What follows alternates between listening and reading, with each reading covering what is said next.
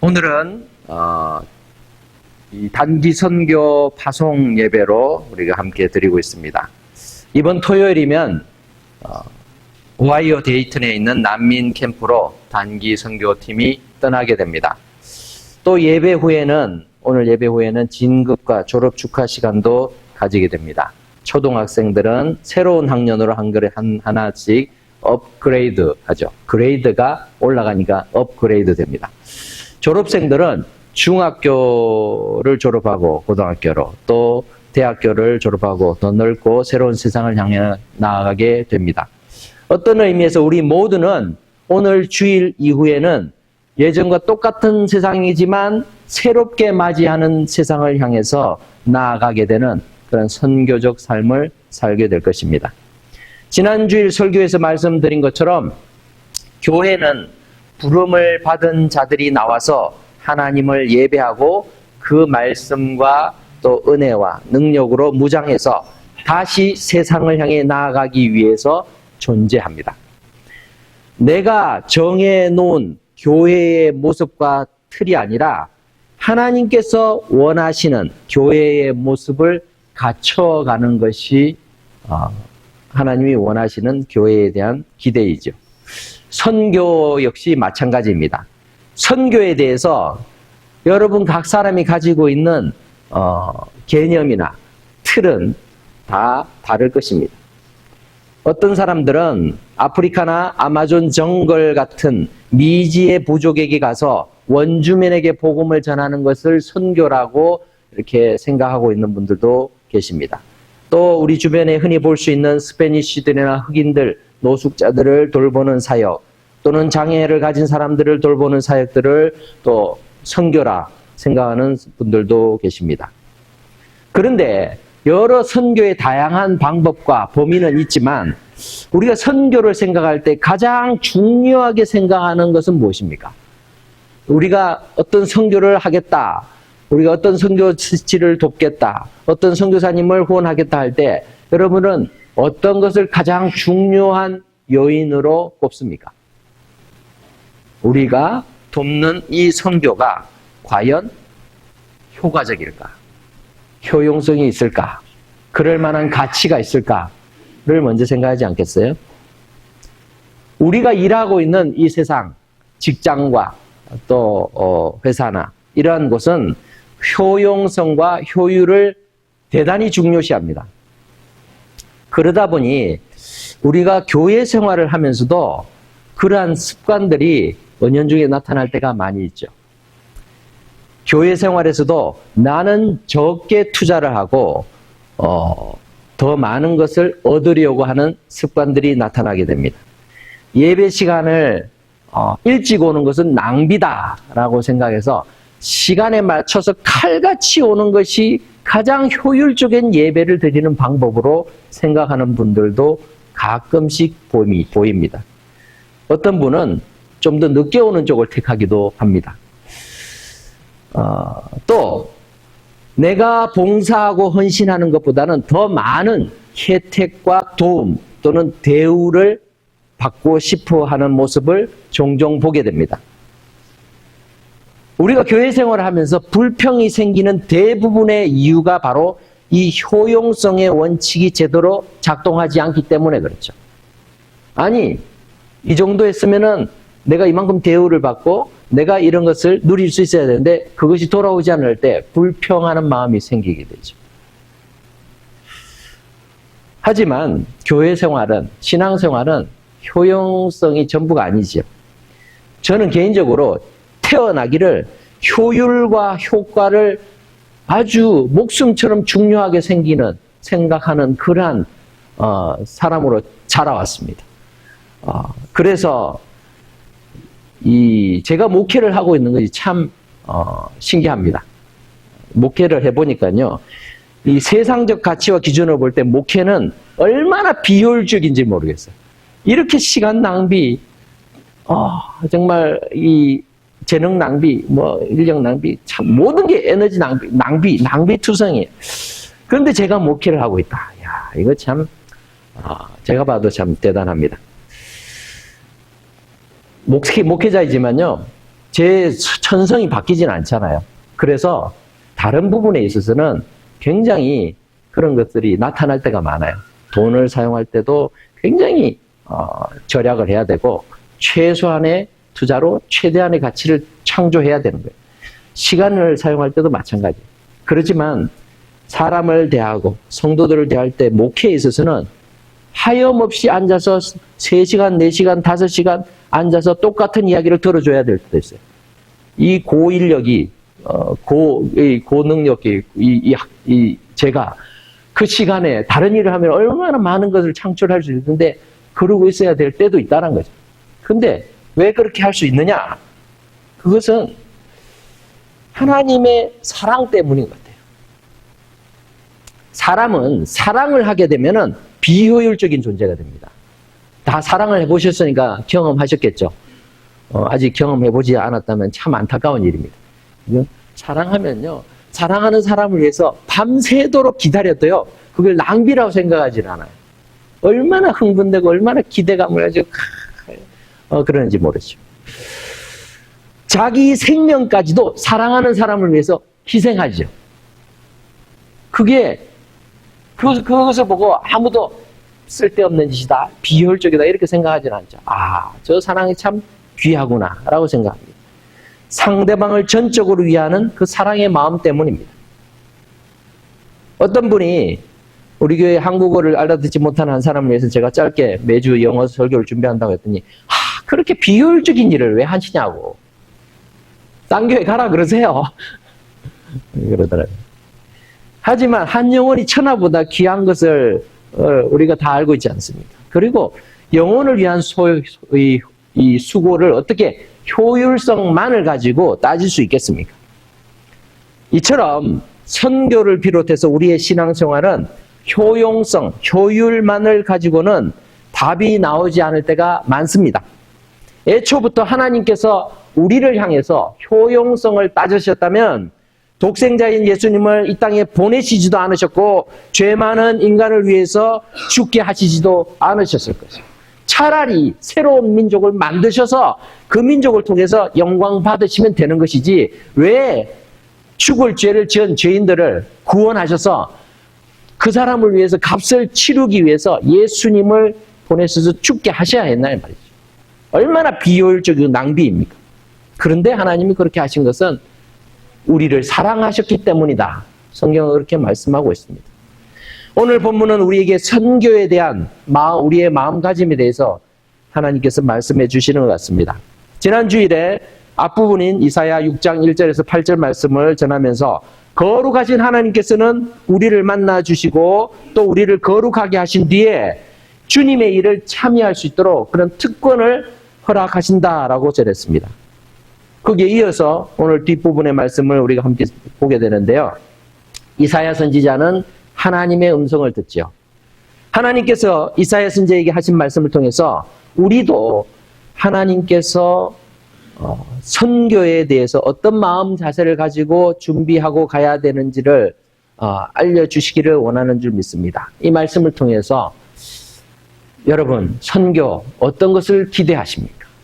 보내는 자든 가는 자든 우리가 주님의 일들을 감당할 때 선교뿐만 아니라 하나님의 나라를 위해서 일할 때에 어떤 마음을 가지고 어떤 마음 자세를 가지고 우리가 그 일에 참여해야 되는지를 생각해 보려고 합니다. 첫 번째로 우리가 기억해야 될 것은 하나님께서는 함께 일할 사람을 찾으신다라는 것입니다. 하나님께서는 당신의 그 구원의 말씀을 전하고 싶은 대상이 있으신데 그 말씀을 전할 사람이 없다는 것에 안타까워하고 있는 것을 우리는 8절을 통해서 느낄 수가 있습니다. 8절 말씀에 내가 또 주의 목소리를 들으니 주께서 이르시되 내가 누구를 보내며 누가 우리를 위하여 갈꼬 하시니 그때 내가 이르되 내가 여기 있나이다 나를 보내소서 하였더니 라고 이사야 선지자가 응답을 했습니다. 거룩하신 하나님의 임재를 체험해 난 뒤에 이사야는 하나님께서 자기 자신도 거룩하게 깨끗하게 회복시키시는 것을 경험했습니다. 그 이후에 그는 하나님이 무엇을 원하고 계시는가를 바로 볼 수 있고 들을 수 있었습니다. 이사야 선지자가 들은 주님의 음성이 무엇이었습니까? 내가 누구를 보내며 누가 우리를 위해서 갈고? 하나님이 그렇게 안타깝게 탄식하시는 음성을 듣는 거예요. 왜 하나님이 그렇게 말씀하셨을까요?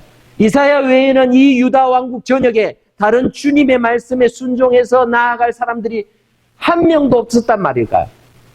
물론 그 당시에도 제사장들이 있었고 선지자들도 많이 있었습니다. 그럼에도 불구하고 하나님의 음성을 듣고 그 음성에 반응한 것은 거룩함으로 준비된 이사야 선지자였습니다.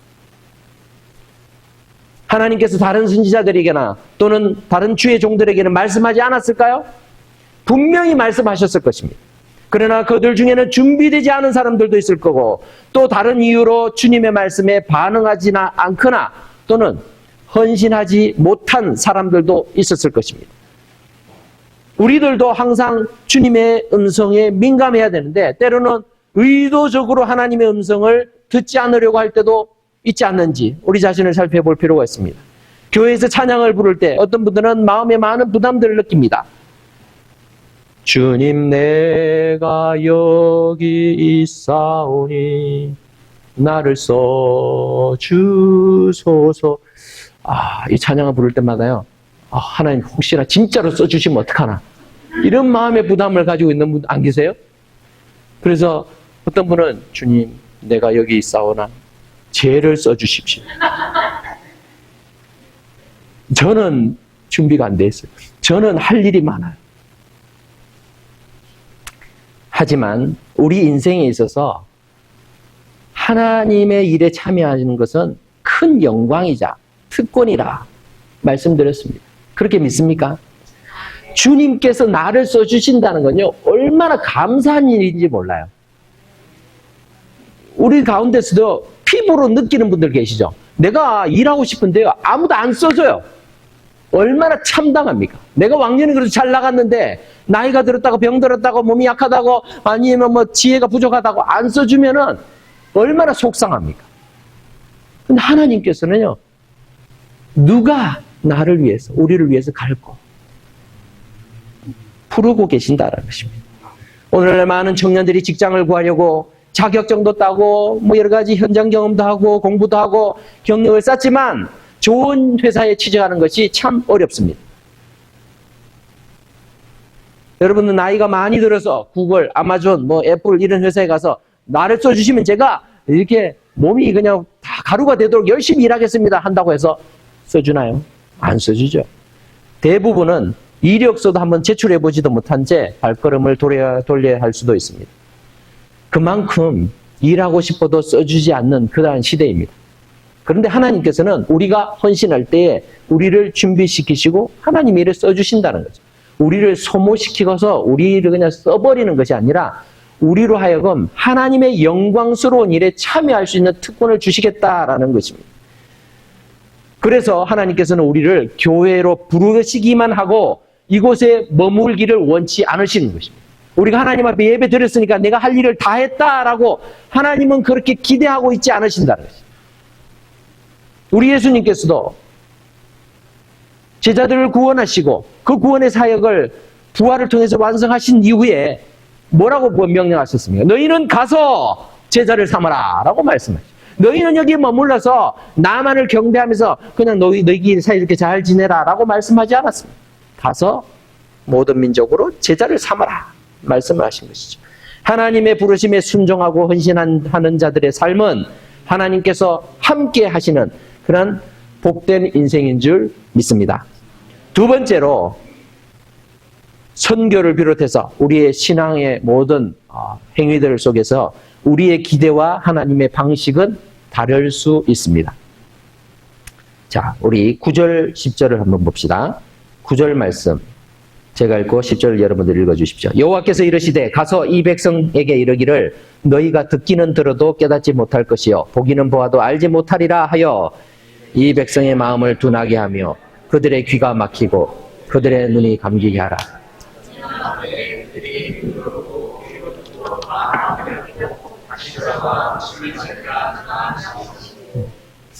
아니, 이 말씀이 이해가 가십니까? 지금 이사야 선지자를 통해서 지금 당신의 백성들, 유다 백성들에게 말 안 듣고 불순종하고 있는 그 백성들에게 가가지고 지금 회개하라. 안 그러면 망한다. 이렇게 전해야 되는데 그 전하는 목적이 무엇이라고 이야기하고 있는가 하면은 이 백성들의 마음을 둔하게 만들어서 그들의 귀가 막히고 그들의 눈이 감기게 해라. 그래서 그들이 회개해서 나한테로 돌아오지 못하게 하라라고 말하고 있어요. 아니, 하나님이 왜 이러실까? 그들이 회개하고 돌이키는 것을 원하지 않으신다는 말인가요? 이 말씀은 아주 역설적인 표현입니다. 이사야 선지자가 가서 유다 백성들에게 그들의 죄악을 지적하고 회개를 촉구할 때 그들이 선지자에게 보이게 될 반응을 미리 알려주시고 있는 것이죠. 선지자가 아무리 열심히 그리고 간절히 하나님의 말씀을 전할지라도 전하면 전할수록 사람들은 더 마음을 강팍하게 할 것이고 귀를 막을 것이고 눈을 감게 될 것이다 라는 말입니다. 말씀을 듣고 깨달아서 나 다시 돌아와 고침을 받으면 될 텐데 그렇게 되면 마치 큰일이라도 날 것처럼 하나님의 말씀을 전혀 듣지 않으려고 하는 그런 백성들의 모습을 보여주고 계시는 것입니다. 그런데도 하나님께서는 하나님의 말씀을 배척하고 또 말씀을 전하는 자를 거부하는 그들에게 가서 듣지 않더라도 그런 반응을 마치 예상했다라는 것처럼 가서 전해라 라는 거예요. 얼마나 답답한 일이에요. 그러면은 이사야 선지자가 전하다가 보면 그래도 사람들이 마음의 변화가 생기겠지. 심경의 변화가 생기겠지. 이런 기대를 했던 것 같습니다. 그래서 질문을 합니다. 11절. 내가 이르되 주여 어느 때까지이니까 하였더니 그러면은 뭐 주님이 한 5년만 수고해라. 10년만 수고해라. 이렇게 하면 될 텐데 뭐라고 말씀하십니까? 주께서 대답하시되 성읍들은 황폐하여 주민이 없으며 가옥들에는 사람이 없고 이 토지는 황폐하게 되며 여호와께서 사람들을 멀리 옮기셔서 이 땅 가운데에 황폐한 곳이 많을 때까지니이다. 아니 얼마 동안 저항하다가 거부하다가 시간 지나면 그래도 마음문 열고 하나님 말씀 받아들이게 되지 않을까 하는 기대감으로 하나님 앞에 질문을 드렸는데 하나님께서는 유다 백성들이 하나님의 말씀을 계속해서 거부하고 끝까지 불순종하다가 그 결과 나라가 망하고 백성들이 포로로 잡히게 될 때까지 그 사람들은 뉘우치지도 돌이치지도 않게 될 것이다 라고 말씀하고 있는 것입니다. 이런 말씀 들으면 힘 빠지죠. 지금 나가서 내가 회개하라 전해야 되는데 회개는 그냥 웃기시네 그러면서 비난하고 핍박하고 저항하면은 그런 말씀을 선포하고 전할 엄두라도 나겠습니까? 우리가 복음을 전하다 보면 쉽게 예수님을 믿고 교회에 올 것 같은 사람인데도 오히려 더 전도하기 어려운 사람도 있습니다. 어떤 사람은 전혀 예수님에 대해서 관심도 없고 또 저 사람이 예수 믿는 것 자체가 상상이 안 되는 사람들도 있는데 그런 분들이 예수 믿는 사람들이 있어요. 오히려 더 180도 변화되는 사람들도 있습니다. 타지 또는 타국에 가서 단기 또는 장기로 선교사로 열심히 전도하고 하나님의 사랑을 실천하면 우리 생각에는 적어도 고맙고 미안해서라도 예수님에 대해서 조금씩 관심을 가지거나 교회에 출석할 만도 한데 10년 지나도 사람을 거의 벌레 보듯 하거나 아니면은 이상한 미신으로 끌어들이는 것으로 생각해서 아주 강하게 저항하고 또 배척하는 경우들도 종종 생깁니다. 만일 여러분들이 그러한 일을 당하게 되면 여러분들은 그 사람들을 향해서 내가 이 사람들한테 무슨 일을 하고 있나? 내가 쓸데없는 짓 하고 있지 않는가? 이런 생각 들지 않겠어요? 그럼에도 불구하고 하나님께서는 이사야 선지자에게 그들에게 가서 전하라 라고 말씀하고 있다라는 것입니다. 듣지도 않을 것이고 끝까지 불순종하다가 망하게 될 민족을 향해서 왜 전하라고 하시는 걸까요? 하나님께 불순종하면서도 그것이 불순종인지도 몰랐다라고 대답할 수 없도록 하나님께서는 유다 백성들을 향해서 계속 선지자를 통해 그들의 죄와 그 결과를 알리게 하시는 것입니다. 하나님의 경고는 심판이 목적이 아니라 회개와 회복이 목적이지만 끝까지 불순종한 그 책임과 대가는 유다 민족이 치러야 하는 것을 이사야 선지자를 통해서 계속해서 알려주고 있는 것입니다.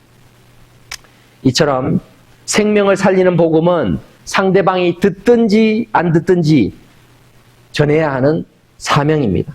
복음을 위한 우리의 수고는 내 기대와 상관없이 주님의 명령이기 때문에 감당해야 되는 것입니다. 아니, 내가 전해도 저 사람 안 들을 거야. 저 사람 예수 믿지 않을 거야. 내가 그렇게 예측하는 거 아무 필요가 없습니다. 아니, 저 사람은 내가 그래도 전하면은 복음을 이렇게 받아들일 것 같아 해서 그 사람에게 전한다고 해서 꼭 그 기대대로 안 될 수 있습니다. 하나님의 방식은 달라요. 그러나 하나님 우리에게 적어도 요구하시는 것은 가서 전하라 라는 것입니다. 하지만 아무리 하나님의 말씀을 전해야 하는 선지자의 사명을 가졌어도 계속되는 거절과 배척을 경험하게 될 것이 눈에 뻔하고 하나님 그렇게 하시겠다고 말씀하셨을 때 이사야는 자신이 해야 할 일과 또 그 일에 대한 의미, 그 일들의 가치들, 보람들을 가지기가 쉽지 않았을 것입니다. 그런데 하나님께서는 불순종한 유다 백성을 통해서도 여전히 하나님의 일을 진행하실 것이다 하는 것을 선지자에게 알려주십니다. 그래서 우리가 세 번째로 기억해야 될 것은 하나님은 헌신된 사람을 통해서 하나님의 약속, 하나님의 일을 이루어 가신다라는 것입니다. 자, 13절 말씀 우리 같이 읽어보겠습니다. 13절 시작. 그 중에 10분의 1이 아직 남아있을지라도 이것도 황폐하게 될 것이나 밤나무와 상수리나무가 배임을 당하여 또 그 그루터기는 남아있는 것 같이 거룩한 씨가 이 땅에 그루터기니라 하시더라. 13절은 유다 땅의 90%가 초토화되고 겨우 사람이 살 수 있는 곳은 10% 정도밖에 되지 않을 정도로 강대국에 의해서, 나중에 바벨론이 그렇게 하죠. 강대국에 의해서 유린당하게 될 것인데 그 남은 10%에야 우리가 소망을 걸까 했는데 이 10%마저도 결국은 황폐해질 것이다 라고 말하고 있는 것입니다. 그러니까 이제 소망이 완전히 사라지는 상황이죠. 이것은 유다 백성들의 영적인 상태를 의미하는 것이기도 합니다. 유다 백성들의 90%가 패역한 길로 가고 그나마 하나님을 이해하고 하나님을 기억하고 의지했던 그런 10%의 사람들이 있어서 그래도 우리는 나라가 망해도 소망이 있겠거니 했는데 그 10%마저도 흔들려서 어느 순간 다 사라져버리는 거예요. 뿔뿔이 흩어지거나 포로로 잡혀갑니다. 이렇게 믿음이 흔들리는 상황을 맞이할 것이다 라는 거예요. 얼마나 절망적입니다. 그런데 그렇게 우리의 눈에 아무런 증거도 희망도 보이지 않을지 모르지만 여전히 하나님께서는 역사를 주관하고 계시고 당신의 백성들을 붙드시고 세우실 것이다 라는 것이 마지막 부분에 다 등장하고 있어요. 여러분들 큰 나무를 이렇게 자르잖아요. 자르면은 이 나무에 이제 그루터기가 남죠. 그렇게 그루터기를 남겨놓으면은 나무가 사라졌다라고 우리는 생각을 합니다. 그런데 해가 지나고 봄이 되면은 그 그루터기에서 조그만 가지가 올라와요. 그렇게 해서 싹이 나죠. 예전만큼 그 큰 나무로 성장하는 데는 시간이 걸리겠지만 조금씩 자라나는 모습들을 보게 되죠. 그래서 하나님께서는 13절에서 밤나무와 상수리나무가 배임을 당하여도 그 거루터기가 남아있는 것처럼 거룩한 씨가 이 땅에 거루터기로 남아있을 것이다. 나무는 완전히 잘라져서 베어버렸지만 여전히 하나님께서는 거루터기처럼 하나님의 거룩한 씨, 하나님의 택한 백성들, 그 남은 자, 렘넌트를 남겨두셔서 그들을 통해서 하나님의 나라를 이루어 가실 것이다 라고 약속하고 계시는 것입니다.